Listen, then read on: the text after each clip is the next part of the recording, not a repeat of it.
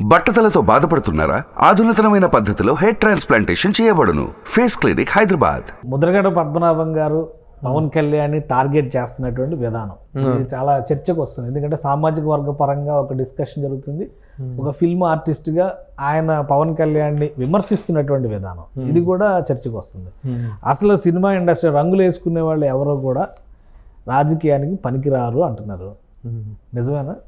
ఇంకా పెద్ద ఆయన అంత స్టేట్మెంట్ ఇచ్చిన తర్వాత దాన్ని ఖండించేటప్పుడు నా పదాలను కొంచెం జాగ్రత్తగా ఉపయోగించుకోవాల్సిన అవసరం ఉందేమో. బట్ అది మాత్రం ఒక అవగాహన రాహిత్యంతో కూడుకున్నటువంటి స్టేట్మెంట్. సినిమా వాళ్ళు ఎవరో పనికిరానమాట. సినిమా వాళ్ళు సిటిజన్స్ గారు, సినిమా వాళ్ళకి హక్కులు లేవా, సినిమా వాళ్ళకి ఏ అర్హతలు లేవు అని చెప్పేసి ఆయన పెద్ద ఆయన మాట్లాడతారు. Any citizen can participate in politics అని కదా. మరి ఆ సినిమా వాళ్ళు చూపించిన ప్రభావం మామూలుగా చూపించారు. ఎవరు కాదు, ఎవరు అంటే ఒక ఎంజీఆర్ ఒక ఎన్టీఆర్ మినహా మిగతా వాళ్ళు అందరూ వచ్చి జనం ముందర షో చేసి వెళ్ళిపోయారు, ఇంక్లూడింగ్ చిరంజీవి.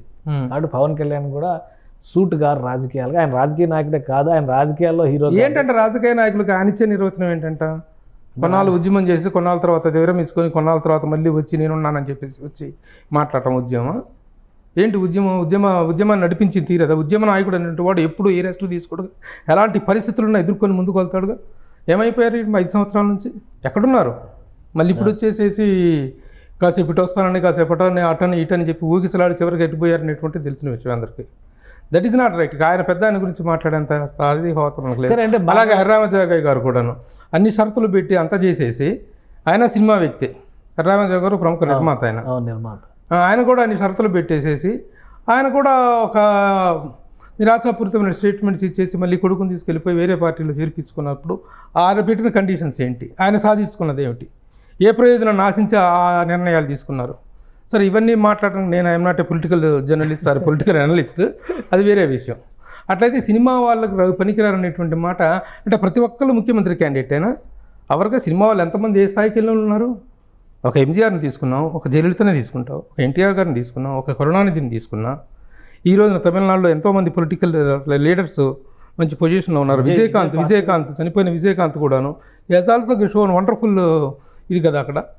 అలాగే ఇటు చూసుకుంటే నార్త్లో చూసుకున్నట్టు హేమమాలిని దగ్గర నుంచి కానీ వినోద్ ఖన్నా కానీ మన శత్రుఘ్న సిన్హా కానీ they have their own political ఇది ఉంది కదా వాళ్ళకి.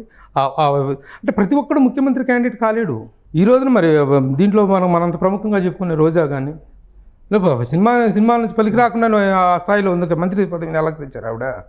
ఆ మాటకు రియాక్ట్ అవ్వాల్సింది వాళ్ళు, సినిమా వాళ్ళు పనికిరారనే మాటకి. అసలు సినిమా వాళ్ళు ఎవరు రియాక్ట్ కాలేదు కదా. ముద్రగడ పద్మనాభం గారు అంత స్ట్రాంగ్ స్టేట్మెంట్ ఇచ్చినప్పుడు ఇండస్ట్రీలో ప్లస్ పొలిటికల్గా కూడా మైలేజ్ ఉన్నటువంటి అసోసియేట్ అయి ఉన్నటువంటి వాళ్ళు చాలా మంది ఉన్నారు. సినిమా వాళ్ళు పనికిరారు సందర్భం వస్తే మాట్లాడతారు, కనీసం ఖండించడం కూడా ఖండించారు. సందర్భం వస్తే మాట్లాడతారు. పవన్ కళ్యాణే మాట్లాడాలి. మరి దానికి పనికిరారని చెప్తున్న దానికి పవన్ కళ్యాణ్ గారు దాన్ని తీవ్రంగా ఖండించాల్సిన అవసరం. మరి ఖండిస్తారో తెలియదు కానీ పవన్ కళ్యాణ్ అది మాత్రం ఇది పిచ్చి స్టేట్మెంట్. ఇంకొకసారి ఆ మాట ఎవరు మాట్లాడినా సరే it's not to be accepted. Cinema వాళ్ళు రాజకీయాలకు పనికిరారు. మీరు పనికొస్తారా?